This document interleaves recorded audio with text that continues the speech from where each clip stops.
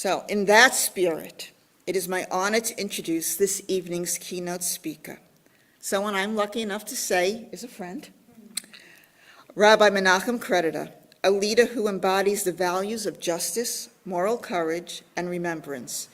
He is a bridge builder between communities, faiths, and generations.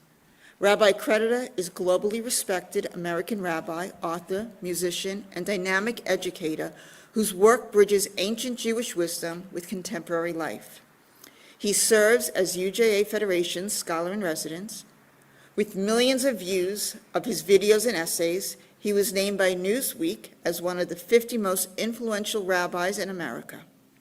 He has published over 40 books and 6 albums of original music and serves as senior lecturer at the Academy for Jewish Religion.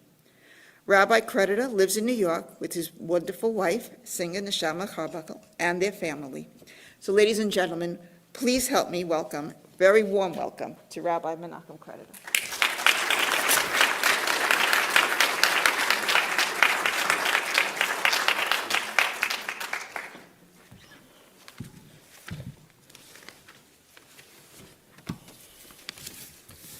Thank you, everyone. Among the things that I'm most proud of this evening, with which I wanted to begin, is that I grew up in this community, and returning as a child of Long Island and as a former Cub Scout in Wantagh, to see not only community coming together, but bearing testimony in a complicated moment where testimony is indirect. Thank God for the gift of technology and for the dedication of those with the right skills so that we could hear voices. We don't have the blessing of being near in the same way. But to quote Elie Wiesel one more time, as he taught, to be witness to a witness makes one a witness. And so we all have a commanding voice that we have to pay attention to and are not allowed to turn away from. Often we understand that power is proximity and proximity is power. Then when we are near, that commanding voice is more obvious. Our great work right now is to make sure that voices that feel so far in the past, especially for the young people around, that they have to be hyperlocal. We have to feel testimony that is far away, and we have to feel a bridge between our lived experience and the lived experience of so many others, similar and different. That is true for diaspora Jews and Israeli Jews. That is true for Jews and Christians and Muslims. That is true for people across every national divide, and especially within our community across the political divides. Because it's all good and well to say that we have to be willing to take risks, but if we really listen to the testimony that we were just granted through the miracle of recordings and technology, be a good citizen, that used to mean listening to.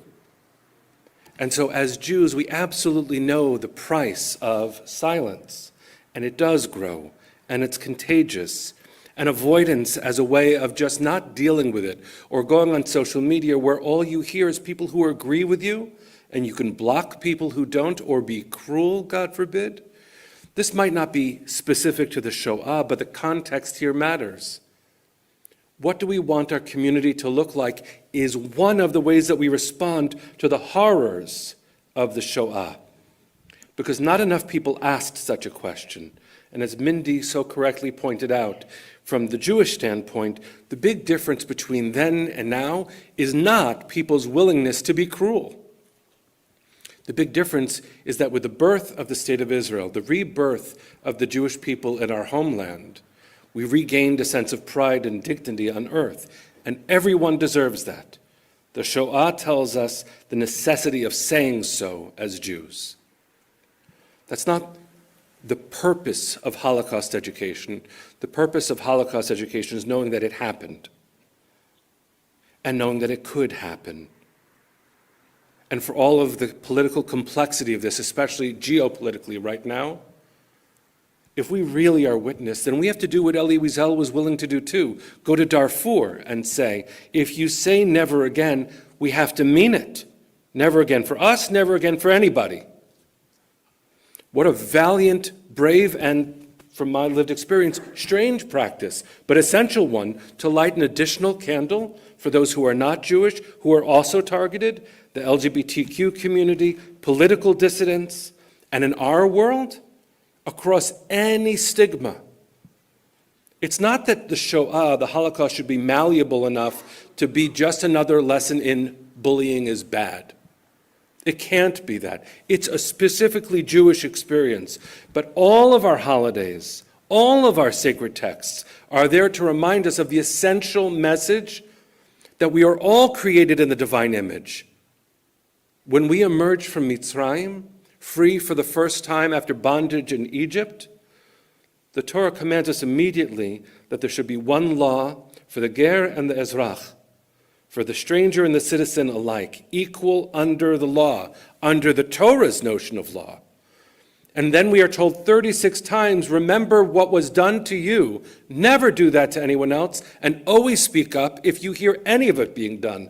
And so when you see pictures of Kristallnacht, the night of shattered glass, how essential it is for us to understand that any house of worship that is targeted, it's not the Shoah, but it is that image in someone else's experience and in our neighborhoods. And so the blood of our sisters and brothers calling from the earth, unfortunately, is too plenty. And when I say sisters and brothers, who do we mean? So among the ways that I want to be authentic to Yom HaShoah in this reflection is to bring to mind one beloved teacher who I lost just 2 years ago. His name was Ben Stern, Zichrono Livracha, of blessed memory. In Hebrew, Baruch ben Shimon Nassim. Ben Stern was a survivor of 2 concentration camps, 2 death marches, 2 ghettos, and then in 1977, as an American citizen living in Skokie, Illinois, he was there when the neo-Nazis threatened to march. If I say tiki torches, you know I'm saying more recent, but that then, and specifically targeting a community where there were thousands of survivors. Ben belonged to a synagogue, and there was a great political debate whether or not the Nazis should be allowed to march in America. And before we say that's such a strange idea, let's pay attention to recent history. And let's remember that Madison Square Garden was full during the Shoah of an American Nazi party. We are not immune, nor is America different as a given. Those are choices we make, memories we conjure. The othering of anyone is the othering of anyone. And so Baruch Ben Stern, of blessed memory, who died just 2 years ago in Berkeley, California. His funeral was in the synagogue that his daughter Charlene helped found, that I was blessed to serve as rabbi for a time. He was in the synagogue when the rabbi said to the community, yeah, it's hateful, but it's just a march. Just draw your shades and it'll be over quick.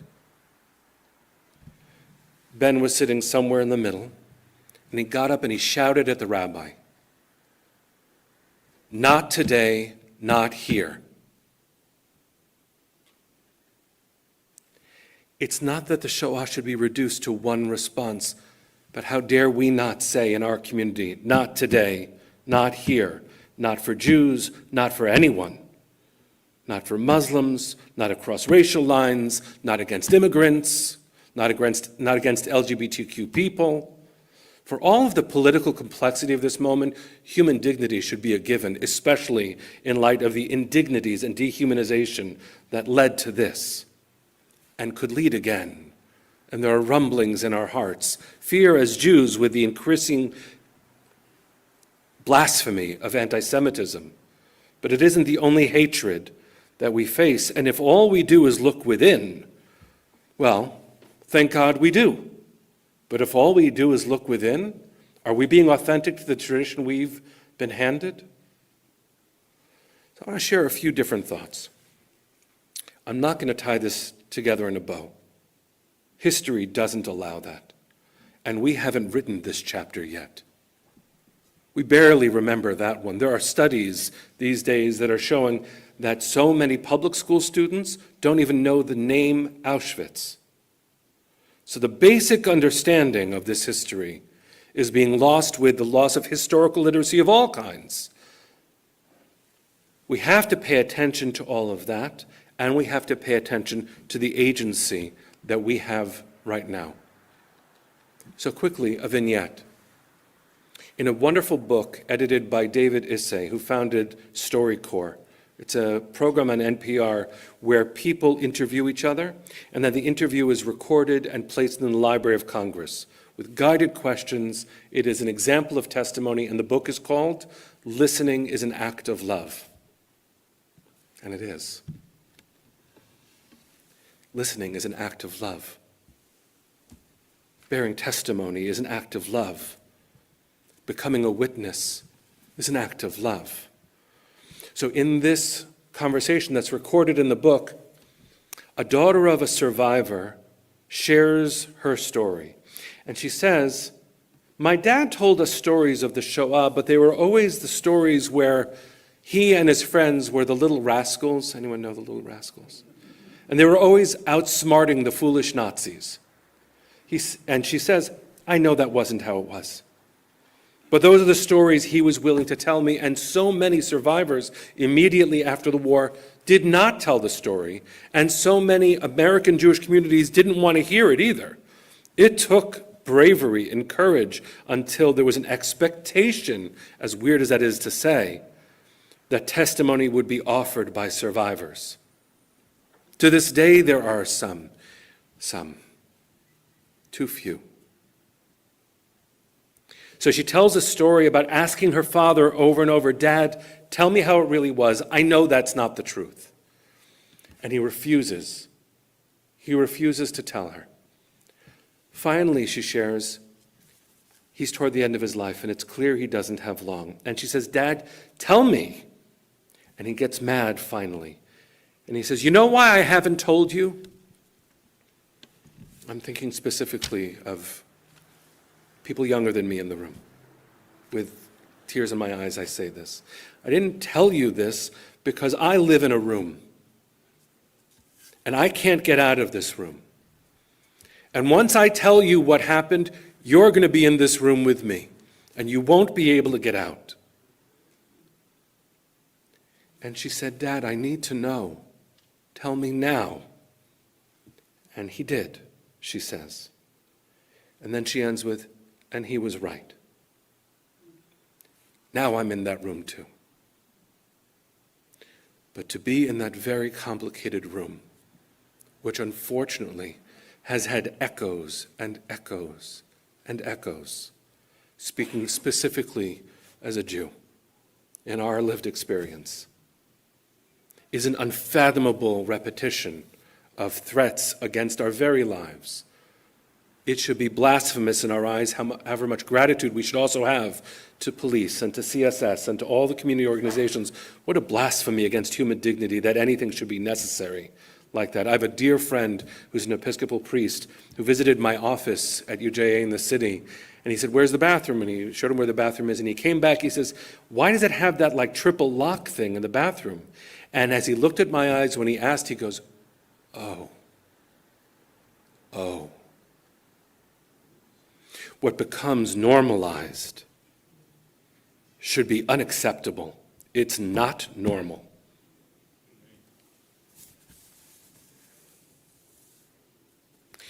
We are located in time, in a very, very strange moment on the Jewish calendar. You might know the phrase high holidays associated with Rosh Hashanah to Yom Kippur. It's a beautiful cycle of time where we begin our year.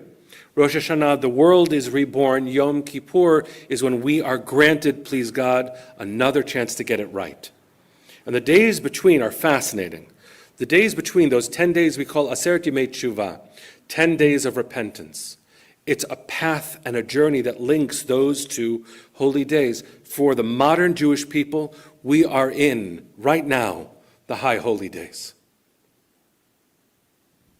From Yom HaShoah V'Gvura, which on the calendar was last week, to this week, Yom HaZikaron, and just after it, Yom HaAtzmaut, and translating these so we can understand the emotionality, though this will be a pale explanation of the days. Yom HaShoah VaGvura, we on our program call it Yom HaShoah, but in Israel that's not the name, that's not the original full name. Why? Yom HaShoah, Day of Holocaust, Gvura, heroism. And why is that the day on which we mark Holocaust memory? How can you sum up years of degradation and the process of extermination to one day, and what day should it be? In fact, if you know your American calendar, there's the International Holocaust Remembrance Day. When does that happen? Not during April, the month of Nisan. It happens in January. What does that commemorate? International Holocaust Remembrance Day? The liberation of Auschwitz by the Allies who finally showed up. But what's the difference between that day and our day? That day is marked by an international community whose guilt is partially assuaged by having ignored our annihilation and finally showing up. What day do we choose? Why is Yom HaShoah now? Because it commemorates the Warsaw Ghetto Uprising, when we fought back, when we claimed the dignity that should never have been questioned or attacked or denigrated. And so even Yom HaShoah is not only, and what a terrible way to put it, only about what was done to us. Yom HaShoah VaGvura is a redefinition of Jewish heroism, of Jewish dignity, of the self. And where does that become clearest? 7 days later, into Yom HaZikaron, where all those who fell to create the state of Israel fell in its defense, who have fallen since its defense, and those who have been victims of terror, we remember them. Because they died as a Chad Ha'am, one of the founders of cultural Zionism called it, on their own terms. They died because they believed in something. He said, we just want to live and die on our own terms. And straight from there, in what feels like a manic pivot, is the celebration of birth. But even in Jewish mystical thought, we know that the Messiah comes after Chevlei Mashiach, the birth pangs, the pain of it.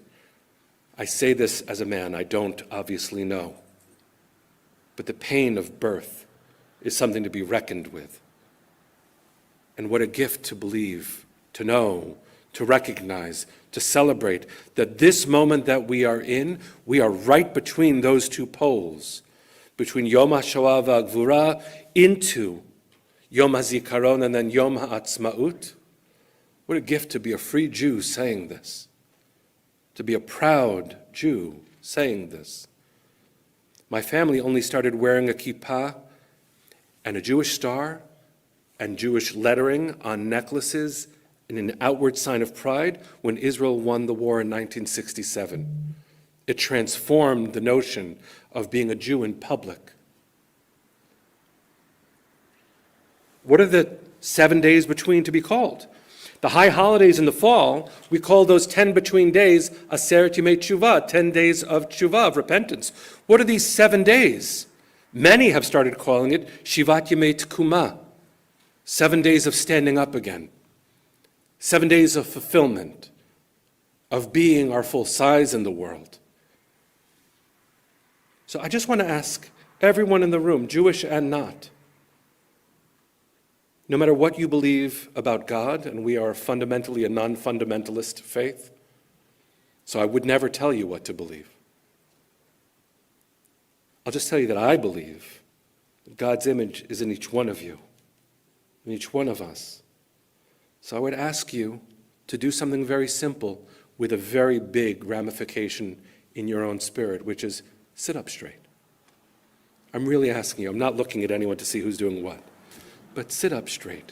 You are a child of God, doing the heroic act of remembering, of being brave enough to get into that room, and if you've been in that room already, to say, I'm going to carry forward the messages that I have been entrusted with. I will say, not here, not today, not for me, not for anyone. I will say that to bear witness to a witness makes one a witness. I will say that when any human being on any street of any nation is marginalized for being who they are, I will say something. Too many didn't say it for us. We learned, I hope, what it is to see God's image as worthy of robust defense. There's no good way to close this. None. So I won't try. In fact, I'll tell you what might sound like a humorous vignette. It's 2,000 years old. I think the humor holds up. There's a teaching in the Talmud, a book from 2,000 years ago, where Jews arguing then had enough of an impact that we still read their arguments and say, that's who I am. A guy, this always starts with a guy, tells a story of, I was once wandering through the forest and a lion came upon me, and I survived. So he talked about the lion. Then, once when he was on the path, a wolf attacked him, and he survived the wolf. And he told the story of having survived the wolf. Then a snake attacked him, and he forgot all about the lion and the wolf. And he only talked about the snake. And the Talmud says then, that's what it is to be a Jew. New troubles make us forget the old ones. That can't quite be true. But it's a little bit true. And we have to work against that. So let me close with a poem that was not written for Yom HaShoah, but you'll understand why it fits. It was written by perhaps the greatest Hebrew poet to ever live, Yehuda Amichai, who lived in Jerusalem. This is from a collection of his called Poems of Jerusalem. He would have enjoyed knowing that a rabbi wanted to read his words in a shul.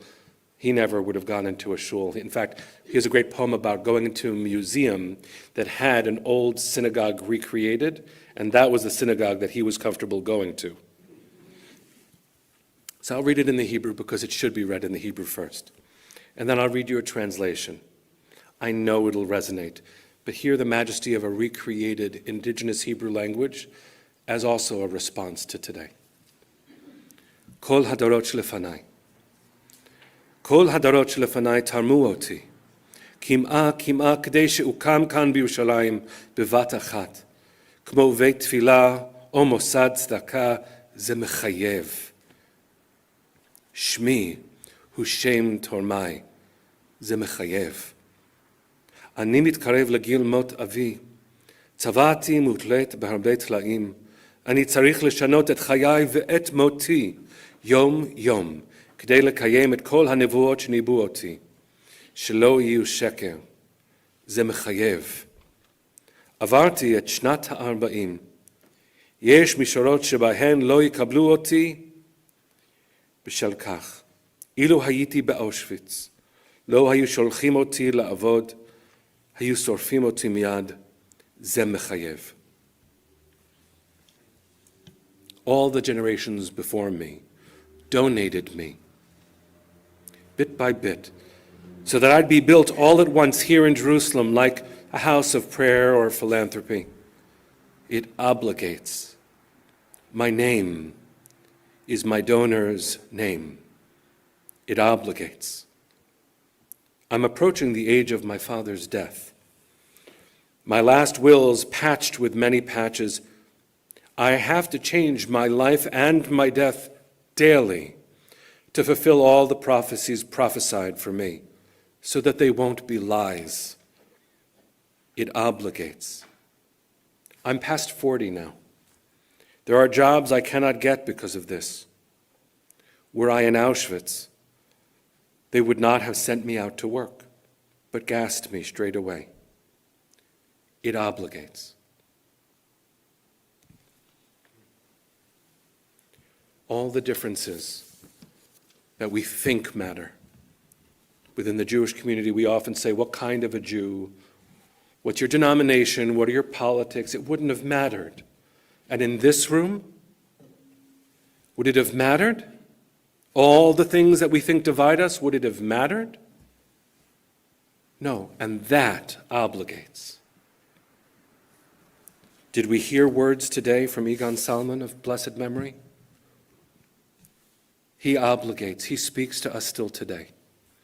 So I bless us with one very, very simple truth.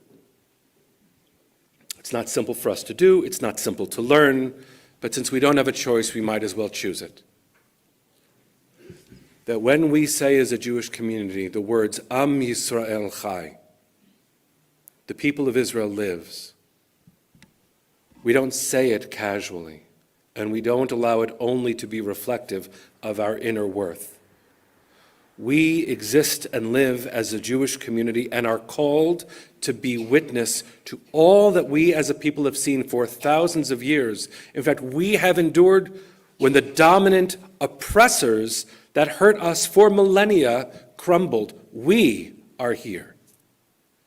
We heard from when we were in Egypt that our job was never to let happen to others what happened to us. We have been told over and over again, and after the absolute curse of October 7th, we rise again. All along our walls in this shul shows that we don't turn away from our sisters and brothers, but that should be no less true in the pews. What a blessing to have all of the representatives of our community here, to bear testimony and to be obligated. So I ask you, before I walk away from the podium, think of one act you can do in this room before you leave with someone you don't know, to show gratitude and fierce determination to be a good neighbor, and to decide one thing before you leave this room that you're going to do tomorrow, to listen to what Egon told us to do, to make sure that testimony is translated into embodied action. He was asked the hardest of all questions, how can you be sure it won't happen again? And what did he answer? It could. We're what stands in between. We are what stands in between. May the memory of the 6 million forever be a blessing. May the memory of every human being who was murdered by hateful people in power also be for a blessing. May we each do our part to kindle the divine light in our own eyes, because that way we can see the divine light in everyone else's. Thank you.